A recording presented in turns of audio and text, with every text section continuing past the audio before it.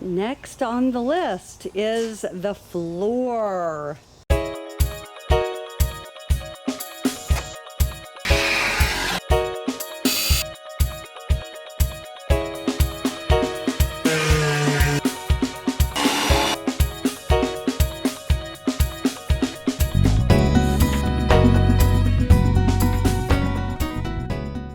This was a new van when we bought it, so we didn't have to rip out an old floor.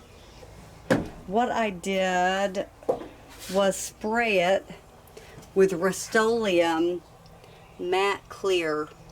We still have to fill in all these holes. A lot of holes, because this was supposed to be a 15-passenger van.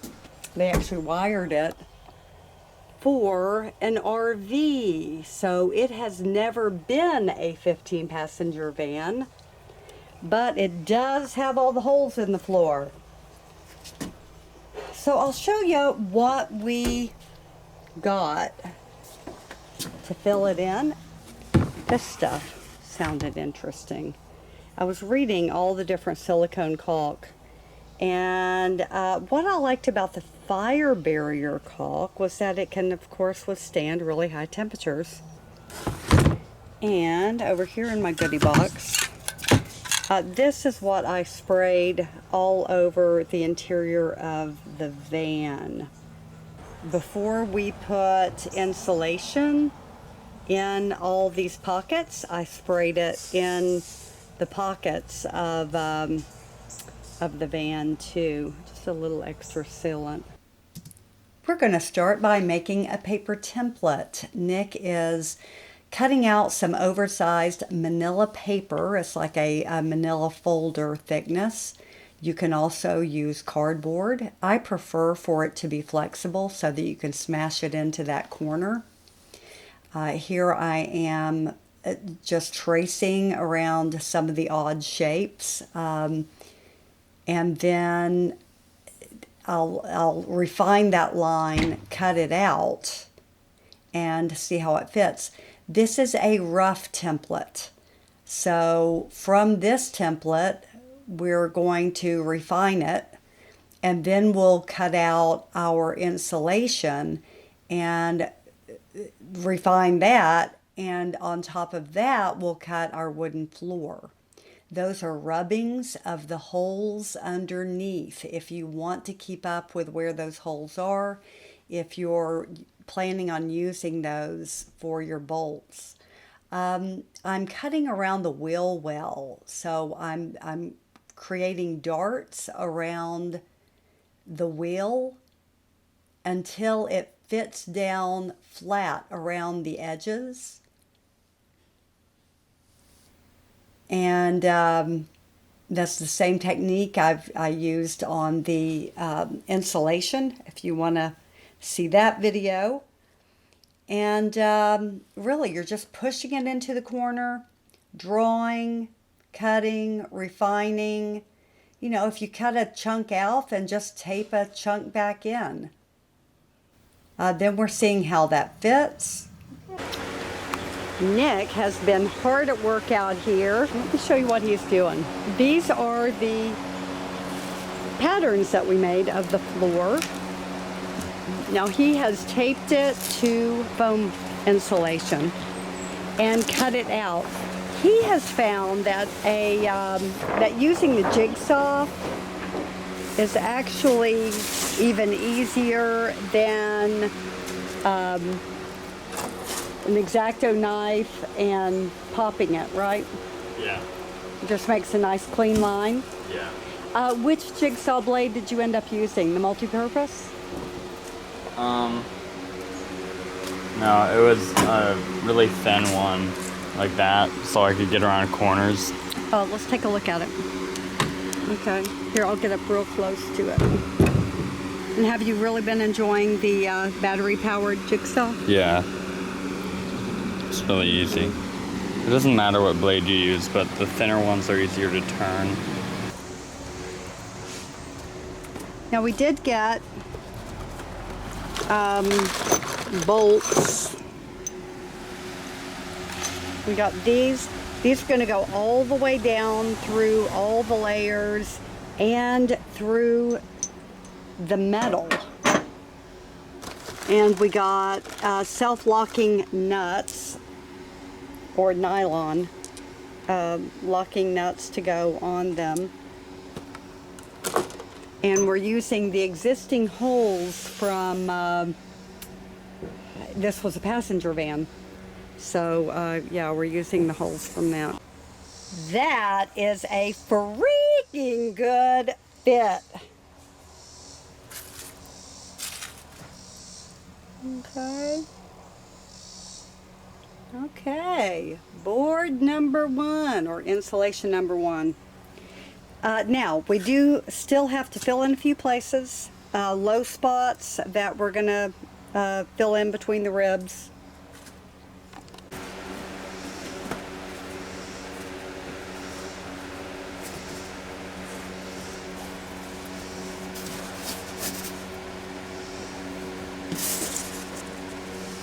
Okay, you might need to pull it back a smidge.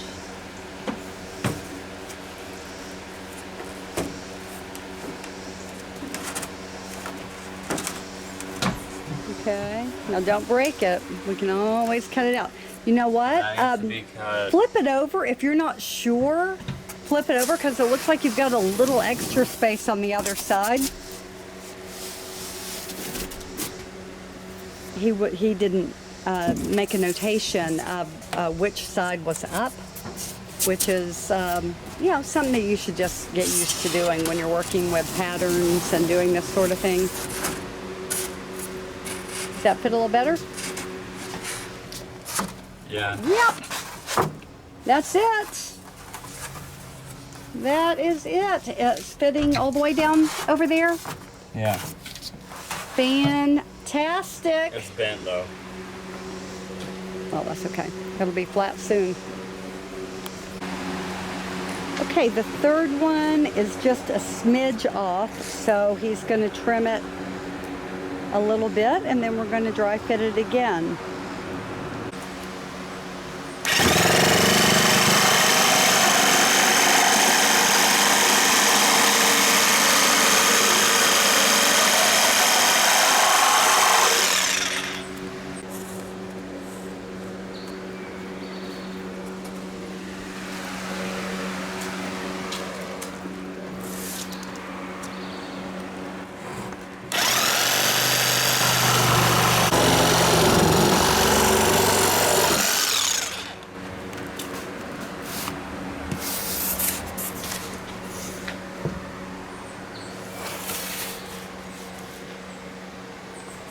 Okay, see how we split it right there to meet on top of the rib?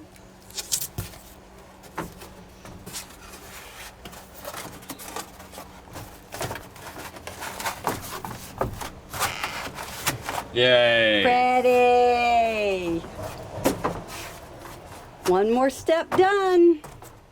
Now these will become our pattern pieces. Some of these will make little adjustments, however, because now we are up above the goo line. See how all that goo is in the corner? Now we can bring the panel back further. Also, right here, I noticed we can make that tighter with the plywood now that we're up above it. New toys! Okay, we just got back from Home Depot. Got a smaller battery operated circular saw because we're building a collection of battery operated saws for, you know, to take on the road with us. Just battery operated tools. And this I actually got at Christmas time and have not used it. This will be my first opportunity doing all this to get this out. I know I'm weird female that gets power tools and stuff like this. But I've been looking forward to the van build. Oh, missed it. With what? The face. What face? Like, we're not losing any of these. I keeping am them. not Oh, I have 2 in my. affiliated with any of these companies. No one is paying me to advertise. We have really liked our Ryobi, our collection of Ryobi power operated tools. Now, you know, we tend to go to Home Depot because we're surrounded by them. This is a suburb of Atlanta and they're headquartered here. So, yeah, we have 3 Home Depots within 5 miles. So we tend to go there. Anyway, let's see how she rips. Okay, so this is a 6.5. I think, is our other saw 8? 80K. Anyway, it's crazy powerful and it feels like it's running away from me every time I use it and it scares me. So I wanted a smaller saw that I'm going to feel more comfortable with. We also got a finishing blade for the fine wood that we'll be doing the cabinets with. Guessing it has the hex key in it somewhere. Reverse thread, left hand thread. Trippy.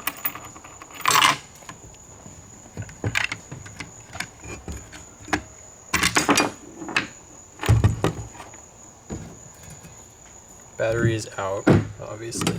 Okay. And he's putting in, is that kind of the all-purpose One that came with it. ripping, you know, for heavier wood, stuff like that, instead of the fine. See the huge teeth on it? 24 teeth. Is that what that means? Yeah, this one, for the fine wood trim, we're going to use this for the cabinets. It's got 60 teeth. Safety on either side. Okay, you've got your safety glasses on.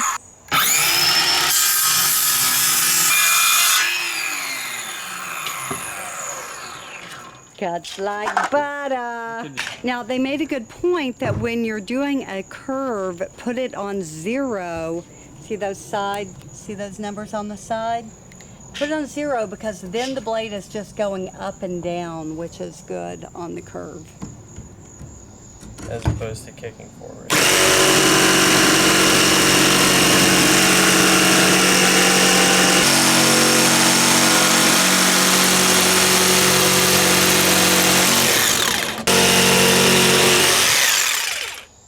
Awesome! Let's do a dry fit. So satisfying watching the stream of Just dust. blowing the Just like, sawdust off of it. Alright, Okay, boys. can you unlean? I don't know if that's a minute. Oh, here. Oh, okay. This is the rearmost section? It is. Okay. Yeah, so you need to get on the sides of it, probably. Oh, okay. Angle it in some like this right? Okay.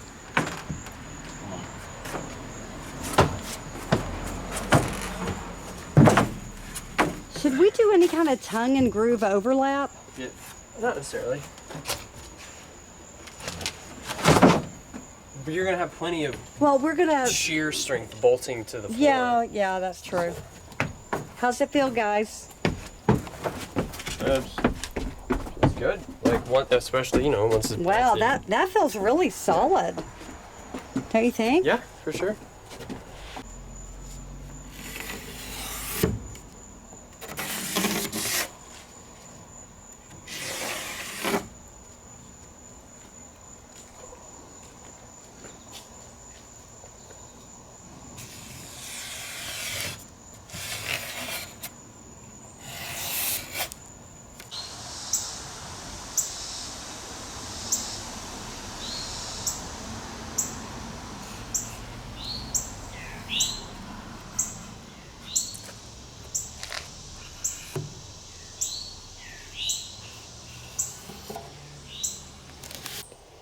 we have the floor all dry fit.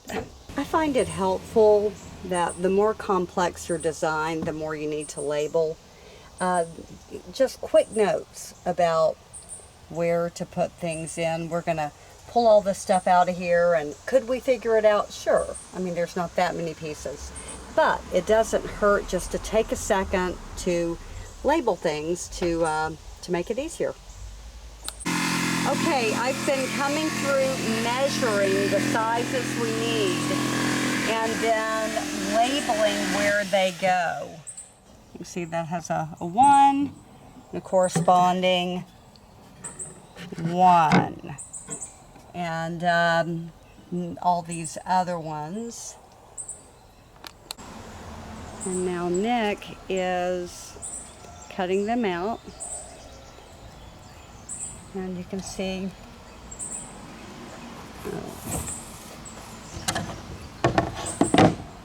they've got the numbers on them. I'm using a fast drying polyurethane and just something we had on hand. And I'm sealing all edges of each piece. So this is number 16. Coat to the front, sides. Little extra protection for it in case we get any moisture in there. And the bottom. And then once these dry, they will be ready to put in place. I tried the water test. I sprinkled some water on one of them, waited a little bit to see if it was going to absorb or remain beaded, and it remained beaded. So these are going to be okay to use. Okay, I have all of the little squares varnished and put in place. Time to put the floor in.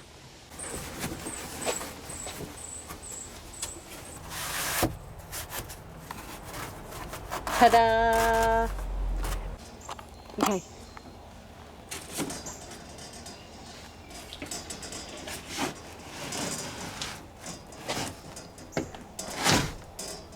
Yay! Awesome. There is our floor. Okay, now we are going to screw into each panel from underneath. All right. So he's going underneath, and you can see where strings are dangling. So while he is working down here, I'm going to go stand up on top of it, out of the way. Try and get close, though. Okay. I do not want it to go through my foot. Okay, go ahead.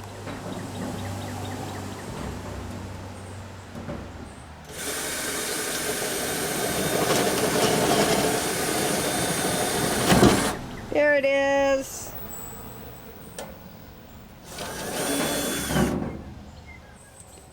Okay, so here is the bolt. I think that is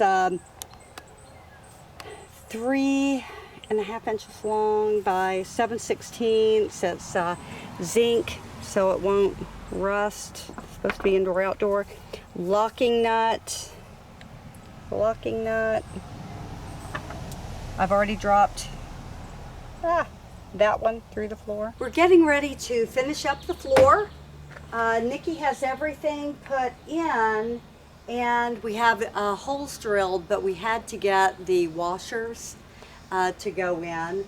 And we have interior and exterior washers. So we're going to be doing that first. We're thinking right now we're not going to have to countersink because where they happen to be, they're not really in the way. We may find out later that it would be a good idea to countersink a few of them. But we'll be finishing that up, and then the exciting stuff begins. All the creative furniture and cabinet making begins. Nikki is under the vehicle while I use the ratchet up here. We're tightening up these bolts.